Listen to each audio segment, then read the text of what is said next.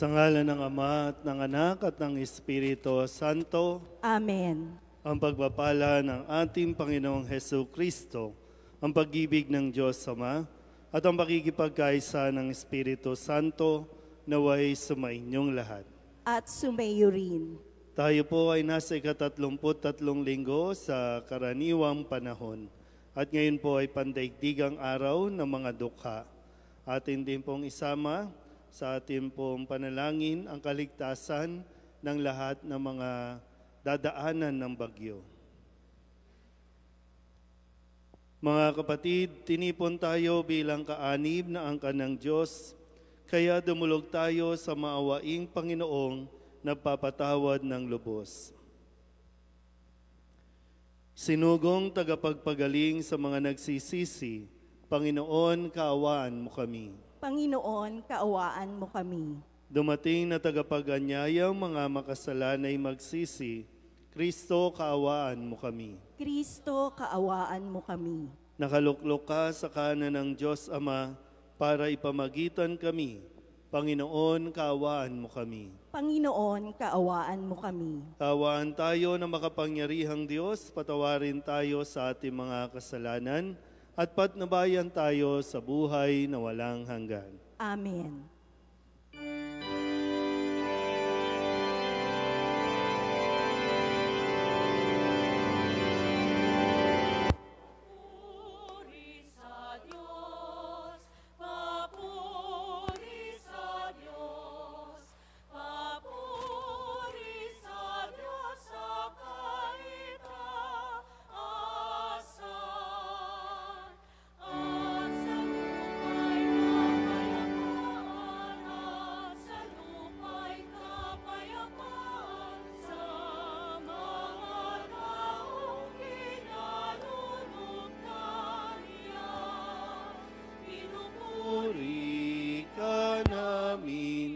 Dinarangal ka namin, sinasamba ka namin, ipinagubuni ka namin. Pinasasalamatan ka namin, dahil sa dakila mo aking kapurihan.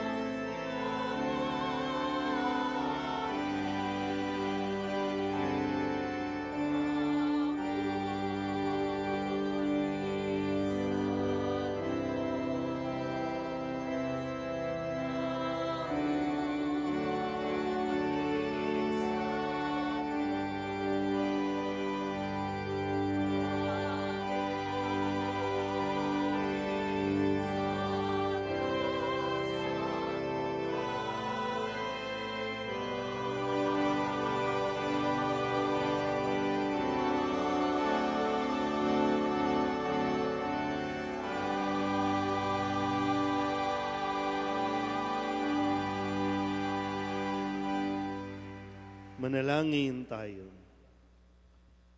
Ama naming makapangyarihan, ipagkaloob mo ang lagi naming ikaligayang ikaw ay paglingkuran, sapagkat walang maliw at walang kahulilip ang kasiyahan kapag sumasamba kami sa iyong kapangyarihan, nagpapairal sa tanang sanlibutan sa pamamagitan ni Jesucristo, kasama ng Espiritu Santo, magpasawalang hanggan. Amen. Binibigyan ni Propeta Daniel ng pag-asa ang mga Hudyong dumaranas ng pagkaalipin sa kamay ng mga banyaga. Mamamagitan ang Diyos at wawakasan ang kanilang pagdurusa. Sisimulan ang pagliligtas at pagluluwalhati sa kanyang bayan. Pagbasa mula sa aklat ni Propeta Daniel. Sa pagkakataong yaon, darating si Miguel, ang makapangyarihang bantay ng bansang Israel, at magkakaroon ng matinding kahirapang hindi pa nangyayari kailanman. Ngunit maliligtas ang mga kababayan mong ang pangalan ay nakasulat sa aklat ng Diyos. Mabubuhay ang marami sa mga namatay sa lahat ng panig ng daigdig. Ang iba'y sa buhay na walang hanggan, at ang iba'y sa kaparusahang walang hanggan.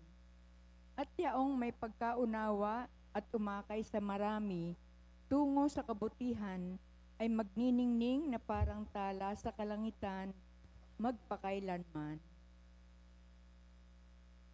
Ang salita ng Diyos. Salamat sa Diyos.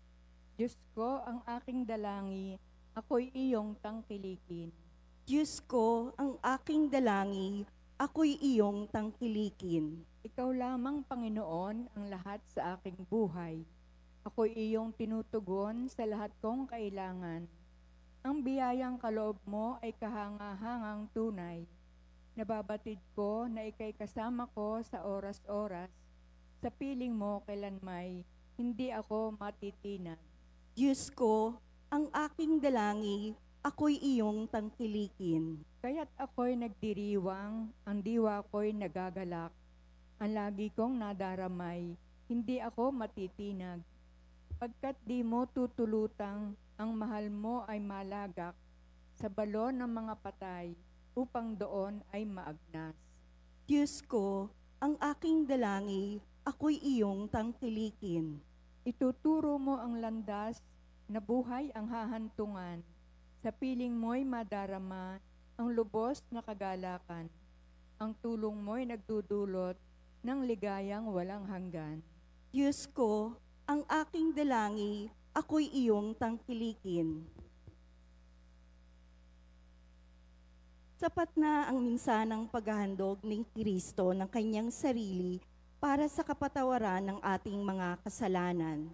Tanging ang wakas na lamang ng panahon ang ating hinihintay upang maging lubos na ang kaligtasang handog niya. Pagbasa mula sa sulat sa mga Hebreo. Bawat saserdote ay nakatayong naglilingkod araw-araw at naghahandog ng iyon at iyon ding mga hain. Subalit, hindi makapapawi ng kasalanan ang mga haing iyon. Ngunit si Kristo ay minsan lamang naghandog dahil sa mga kasalanan at iyo'y sapat na. Pagkatapos, lumuklok siya sa kanan ng Diyos at naghihintay siya roon hanggang sa lubusang pasukuin sa kanya ng Diyos ang kanyang mga kaaway. Sa makatuwid, sa pamamagitan ng isa lamang paghahandog, ay kanyang pinapaging banal, magpakailanman ang mga nilinis niya. Sapagkat ipinatawad na ang mga kasalanan, hindi na kailangan pang maghandog dahil sa kasalanan. Ang salita ng Diyos. Salamat sa Diyos.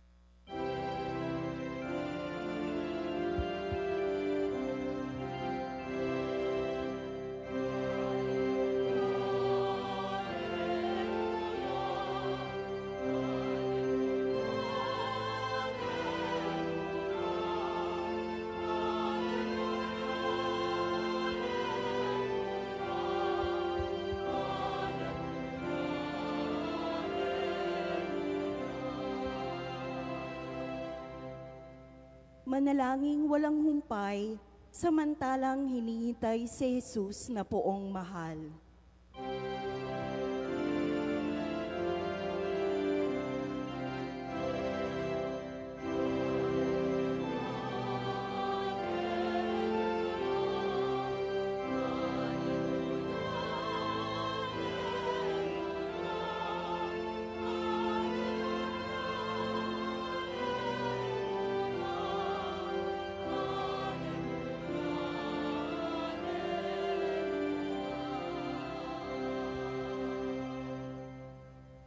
Sumainyo ang Panginoon.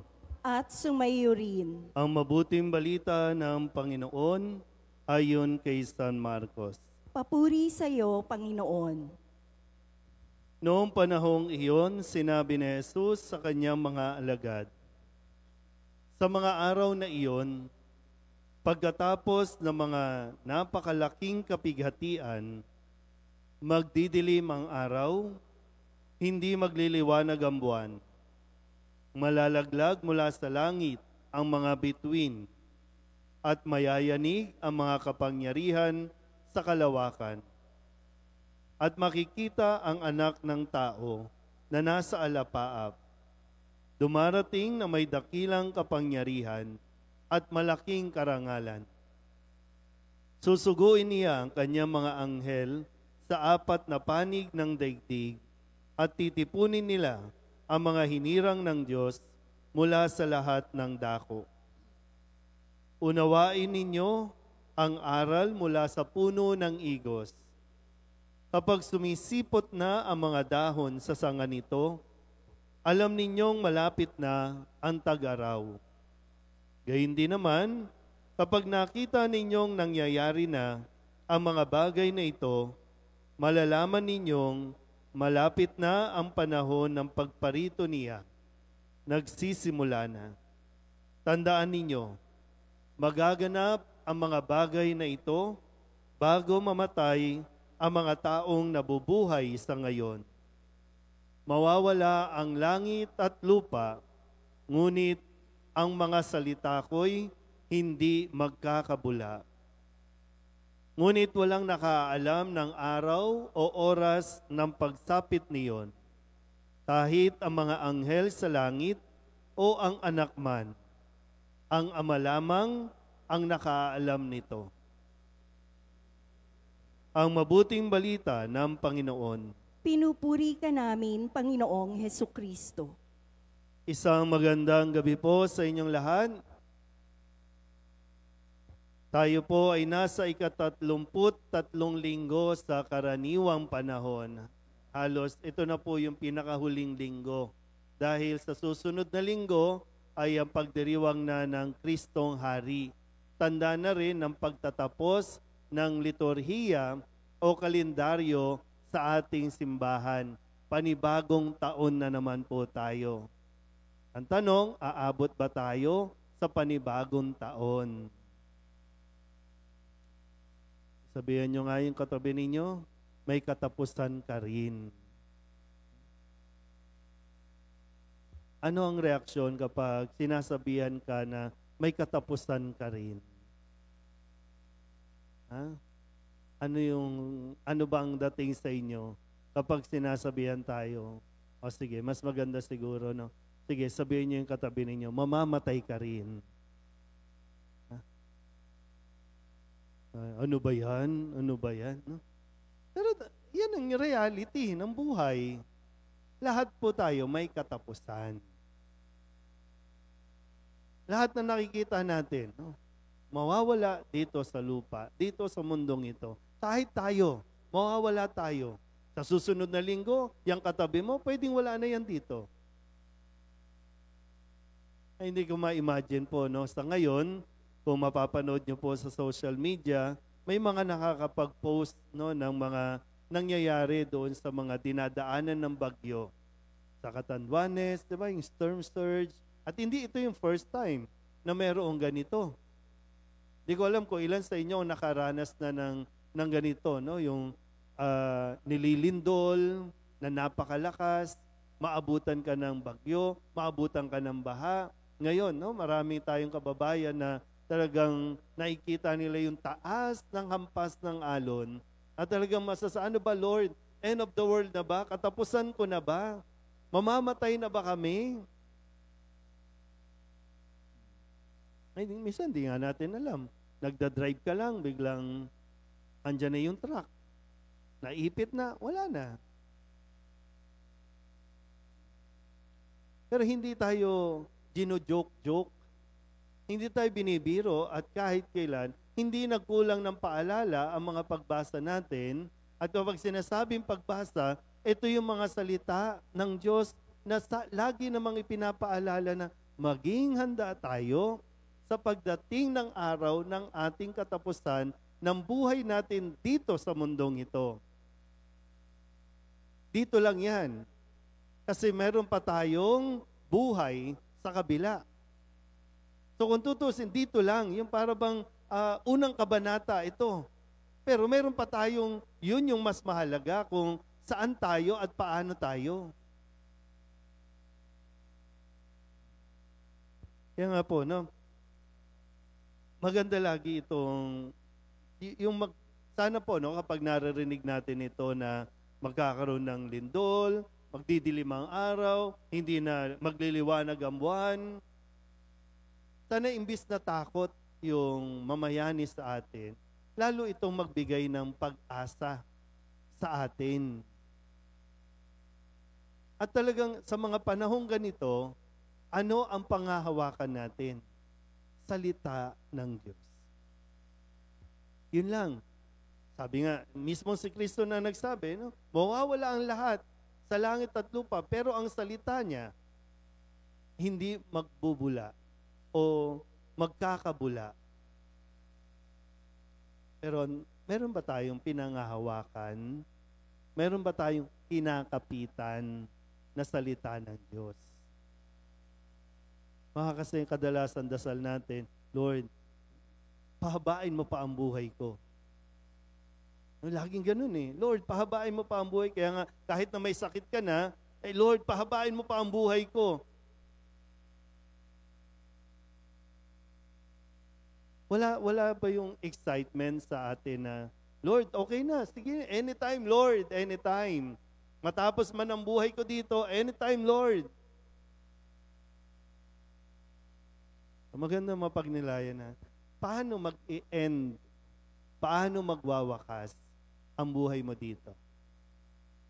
Magwawakas ba ito na masaya? Magwawakas ba ito na malungkot?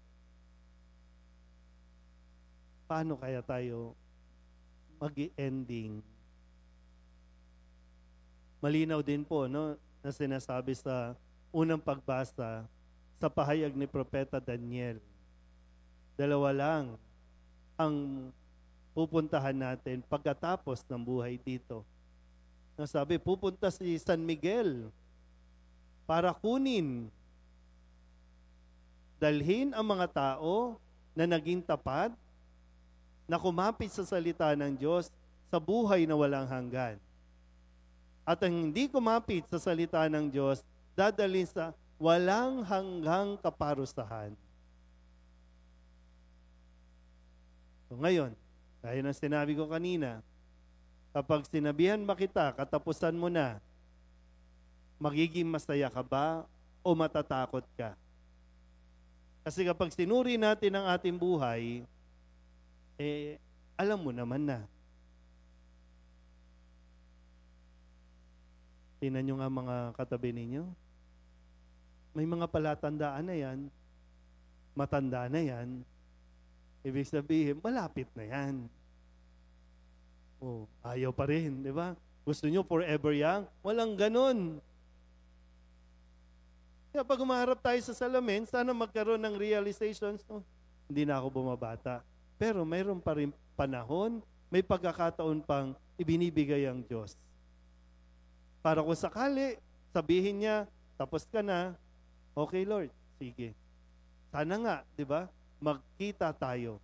Sana nga, makarating tayo sa langit para maranasan natin ang walang hanggang kasiyahan, walang hanggang kapayapaan sa piling ng Diyos.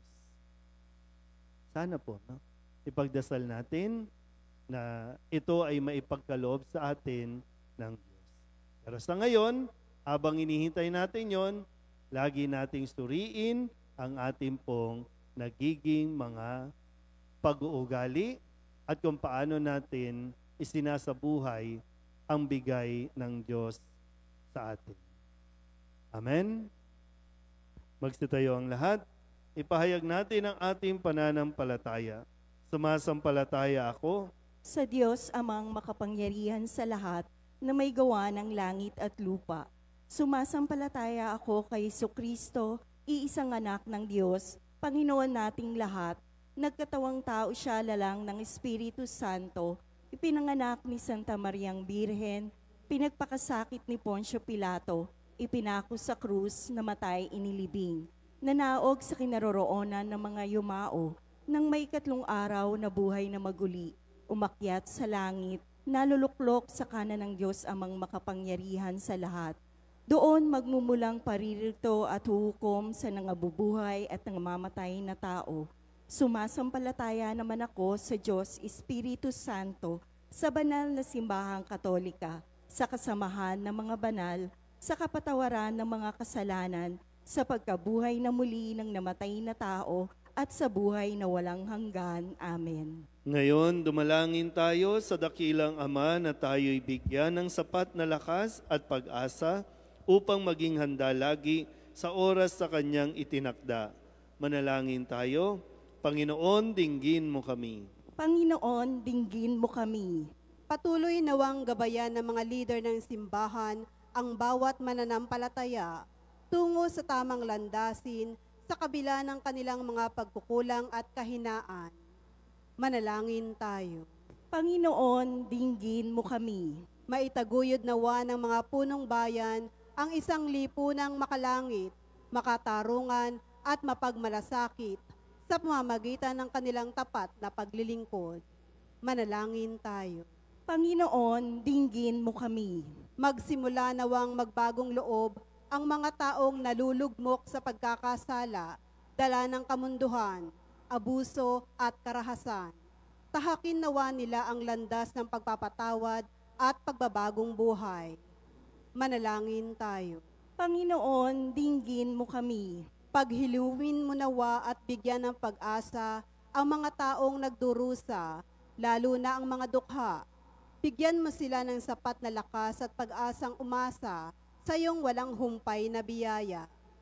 Manalangin tayo. Panginoon, dinggin mo kami. Salubungin nawa ng mga anghel at mga banal ang mga kapatid naming pumanaw. Manalangin tayo. Panginoon, dinggin mo kami. Sa ilang sandali ng katahimikan, itaas natin sa Diyos ang ating pansariling kahilingan, gayon din ang mga taong lubos na nangangailangan ng ating panalangin.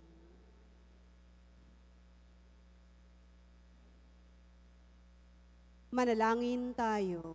Panginoon, dinggin mo kami. Ang lahat ng ito'y iniling namin sa ngalan ni Kristo, ang aming Panginoon. Amen.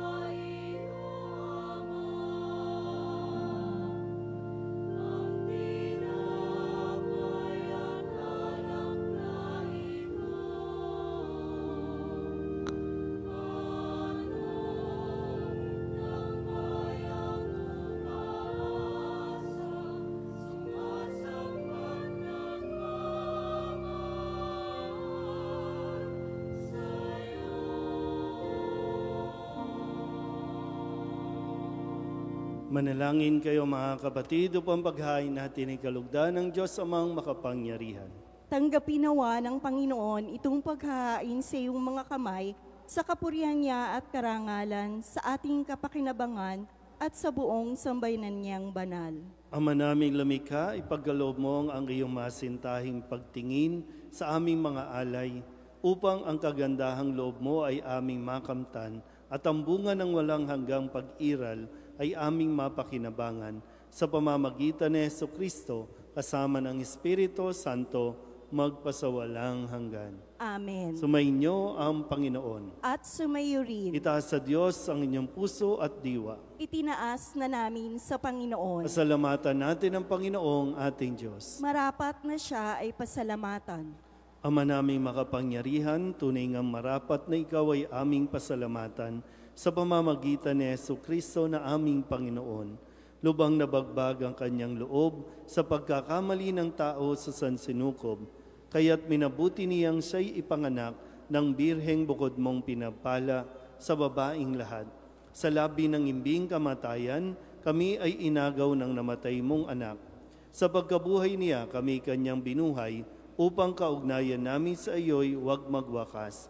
Kaya kaysa ng mga anghel na nagsisiawid ng papuri sa iyo na walang humpay sa kalangitan, kami nagbubunyi sa iyong kadakilaan.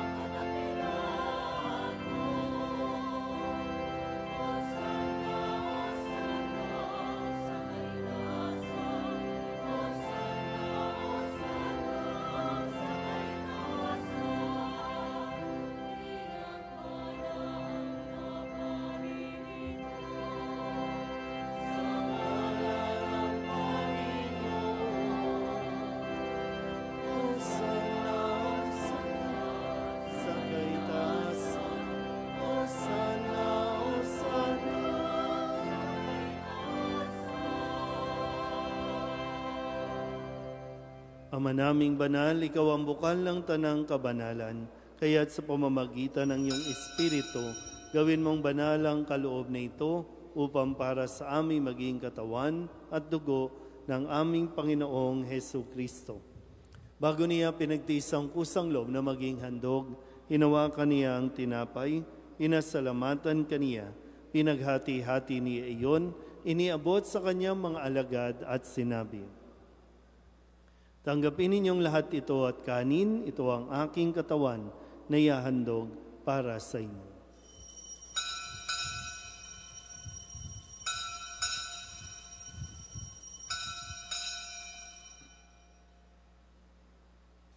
Gayun din naman nang matapos ang hapunan, hinawakan niya ang kalis, muli kaniyang pinasalamatan. Iniabot niya ang kalis sa kanyang mga alagad at sinabi, tanggapin ninyong lahat ito at inumin. Ito ang kalis ng aking dugo ng bago at walang hanggang tipan. Ang aking dugo na ibubuhos para sa inyo at para sa lahat sa ikapagpapatawad ng mga kasalanan. Gawin ninyo ito sa pag-alaala sa akin.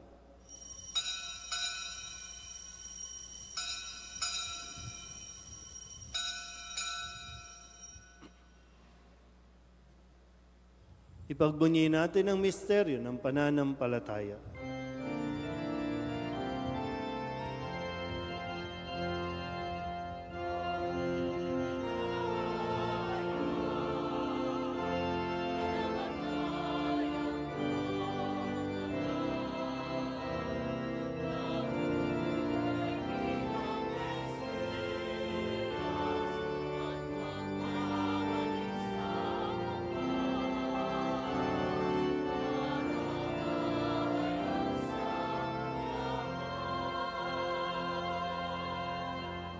Ama, ginagawa namin ngayon ang pag-alaala sa pagkamatay at muling pagkabuhay ng iyong anak.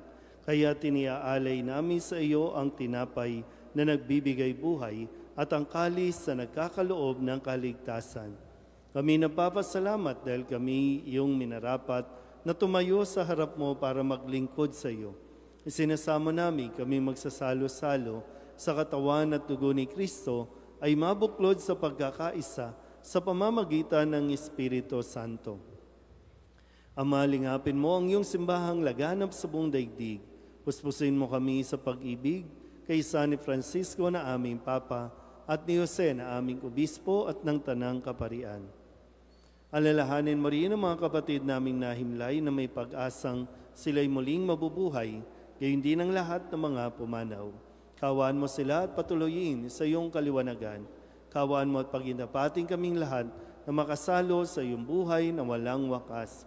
Kaysa ng mahal na Birheng Maria ni Ina ng Diyos, ng kabiyak ng puso niyang sa San Jose, kaysa ng mga apostol at ng lahat ng mga banal na namuhay dito sa daigdig ng kalugod-lugod sa iyo, may pagdiwang nawa namin ang papupuri sa ikararangal mo sa pamamagitan ng iyong anak na aming Panginoong Hesu Kristo.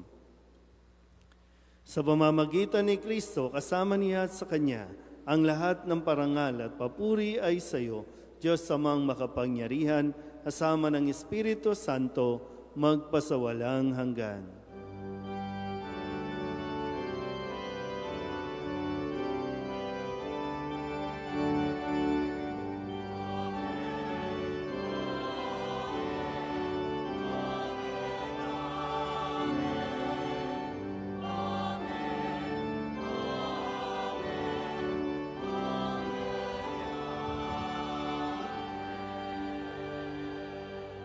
Sa tagubili ng mga nakagagaling na utos at turo ni Jesus sa Panginoon natin at Diyos, ipahayag natin ang lakas loob.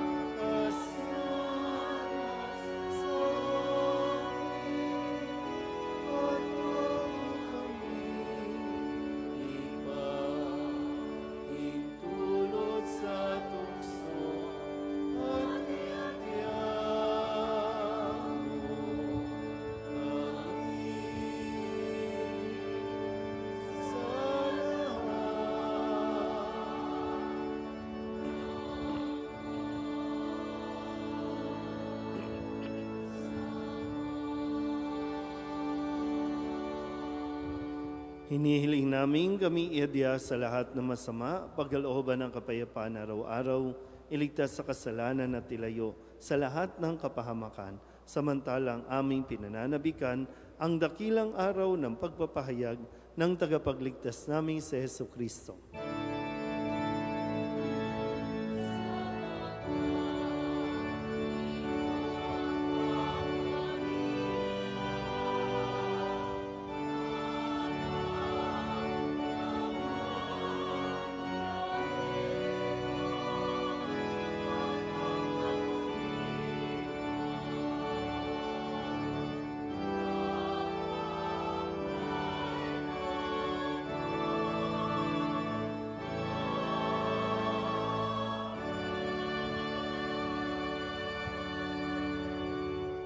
Panginoong Heso Kristo, sinabi mo sa iyong mga apostol, kapayapaan ang iniiwan ko sa inyo, ang aking kapayapaan ang binibigay ko sa inyo.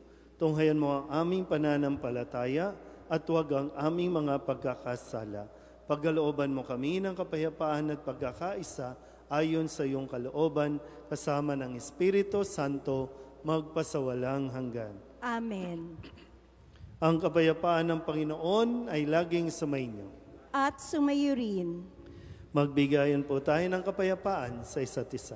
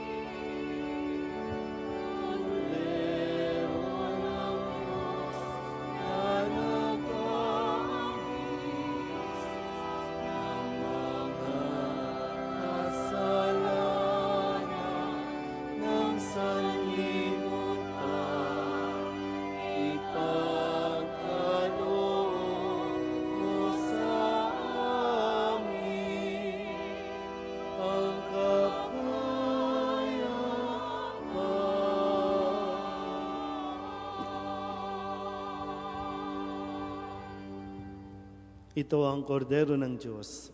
Ito ang nag-aalis ng kasalanan ng sanlibutan. Mapalad ang mga inaanyayahan sa kanyang piging. Panginoon, hindi ako karapat-dapat na magpatuloy sa iyo, ngunit sa isang salita mo lamang ay gagaling na ako.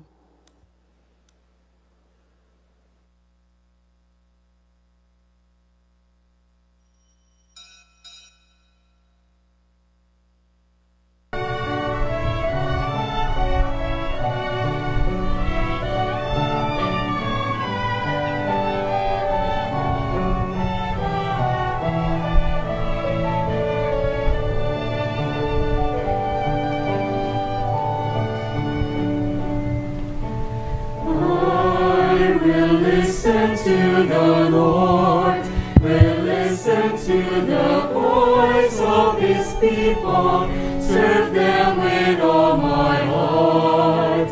I will listen to his words and call upon the Lord for his people to live in faith and truth and in love.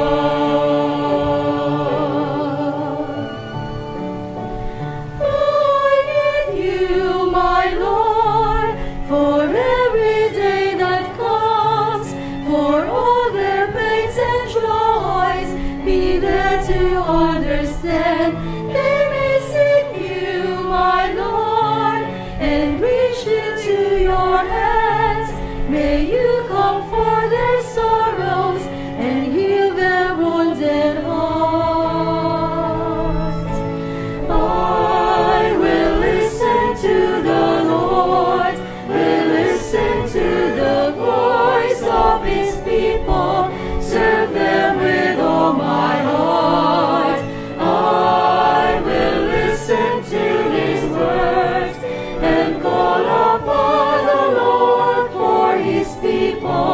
To live in faith and truth and in love.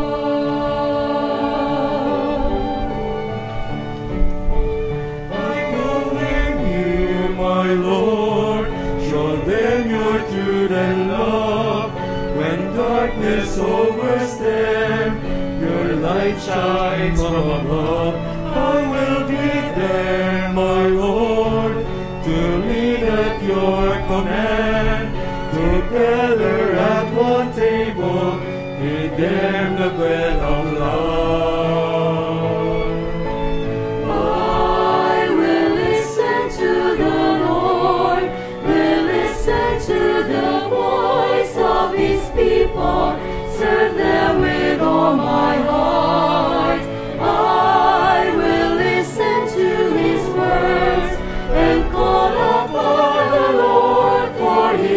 people to live in faith and truth and in love. There are those who seek the lost and suffering. Bind their wounds and bring them to your care.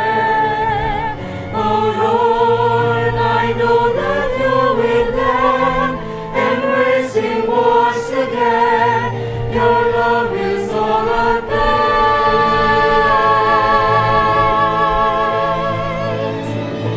I will listen to the Lord, will listen to the voice of his people, serve them with all my heart. I will listen to his words and call upon the Lord for his people to live in faith and truth and in love.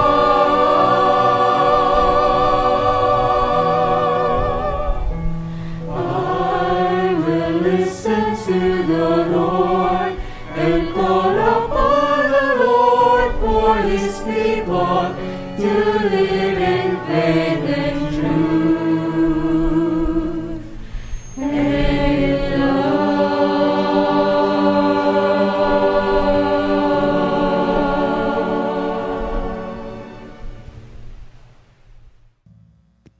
Magsitayo po ang lahat. Manalangin tayo.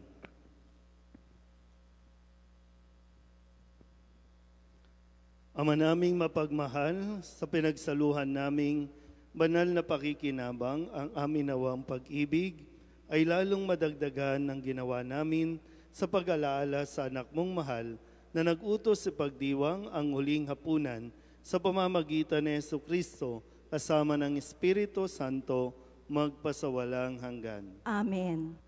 Mga kapatid, pagkukulan natin ang panalangin ng mga yumao nating mga mahal sa buhay at ang lahat ng mga kaluluwa sa purgatorio. Mga anghel, mga banal, tanang nasa kalangitan, halikayo at samahan. Ang mga giliw naming pumanaw sa piling ng poong mahal. Si Kristo ang mag-aakay sa kandungan ni Abraham upang doon ay humimlay. Ang mga giliw naming pumanaw sa piling ng poong mahal. Sa ilaw na walang hanggan, kapayapaan naway pagkamiti ng may kapal. Ang mga giliw naming pumanaw sa piling ng poong mahal. Ama naming mapagmahal, inihahabili namin sa iyo ang aming mga kapatid na pumanaw sa buhay na ito. Huwag mo po silang pabayaan at pamalagiin mo silang buhay sa iyong piling. Alang-alang sa iyong awa at pag-ibig, patawarin mo sana ang kanilang mga pagkukulang at nagawang pagkakasala, dala ng kanilang kahinaan. Manatili nawa silang maligaya sa iyong piling, kasama ng iyong anak at na po para sa paalala. Tayo po ay magkakaroon ng special second collection para sa mga pangangailangan ng parokya sa mga ongoing construction and renovation projects ng ating simbahan. Tumulong po tayo.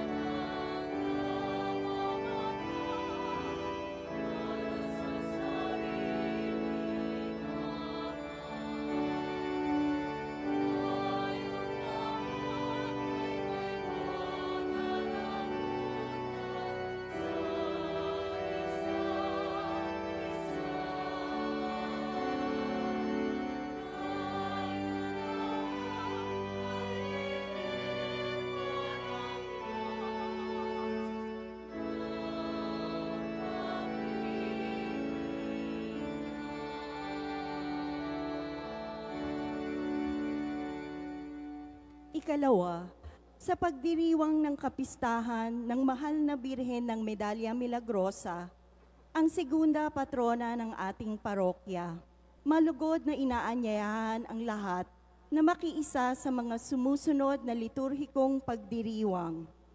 Novena Masses mula sa November 18 hanggang 26, 2024 sa ganap na ika-6 ng gabi. Maliban tuwing araw ng linggo, ang Novena Mass ay sa ganap na ika-8 ng gabi. Maringal na misa sa kanyang kapistahan sa November 27, 2024 sa ganap na ika-6 ng gabi. Bisitahin ang ating parish Facebook page para sa kabuuang detalye ng pagdiriwang ng kapistahang ito. Ikatlo, ang maringal na misang pontifikal at solemneng pagtatalaga sa ating bagong kura paroko, Reverendo Padre Douglas D. Badong, ay isasagawa sa Lunes, November 18, sa ganap na ika-6 ng gabi. Ito ay pamumunuan ng kanyang kabunyian, Jose F. Cardinal Advincula, Arsobispo ng Maynila. Malugod pong inaanyayahan ang lahat na makiisa. Maraming salamat po at pagpalain tayo ng makapangyarihang Diyos. Karagdagan lang po. So, salamat po sa inyong pagtugon, sa pagtulong. Sa ngayon ay inuumpisahan lang po natin na dito sa altar, at least mahilamusan ng kaunti ang altar po papunta doon, kaya medyo hindi po pantay dahil hanggang dito lang po inabot, no? Dahil itutuloy po yan sa mga susunod pang linggo. Kaya sana po, no, makakatulong po kayo. Tinusubukan din natin ma-improve yung sound system na sana naman po sa ngayon ay medyo mas malinaw na naririnig ninyo ang bawat pagpapahayag ng salita ng Diyos. At kanina medyo isa sa listahan na idadagdag, mukhang kailangan ng palitan yung organ, pumapal yan yung organ, di ko alam kung ilang taon na yan, no? At sinisikap din natin yung mga screen, TV screen, monitor, para nang sa ganun makasabay po, lalo na yung mga bata sa mga responses. So unti-untiin lang po natin at kailangan po namin ang inyong suporta para sa mga ganito pong mga improvement o kung ano mang kailangan natin na isaayos po sa simbahan natin. Ang target natin, at least bago magsimbang gabi, ay medyo mas maaliwalas na po ang ating pong simbahan, ang tahanan ni San Jose. Medyo sobrang taas lang po talaga, kaya hindi na namin maabot yung banda doon. Taas kasi. Pero sige lang po, pagtulong-tulungan nawaan natin, no, na maging maayos, malinis yung tahanan ni San Jose. Kaya, hindi ko alam kailan kayo huling tumingala, no? Pero yun po. Salamat po at gaya ng nabanggit, sa Lunes po, kung available kayo, darating po ang Cardinal para sa installation po na mangyayari po dito. Maraming salamat po. Magsitayo na ang lahat. Sumainyo ang Panginoon. At sumayo rin. At pagpalain kayo ng makapangyarihang Diyos, Ama at Anak, at Espiritu Santo. Amen. Tapos sa banal na misa, humayo tayo sa kapayapaan ni Kristo. Salamat sa Diyos. Magandang gabi po.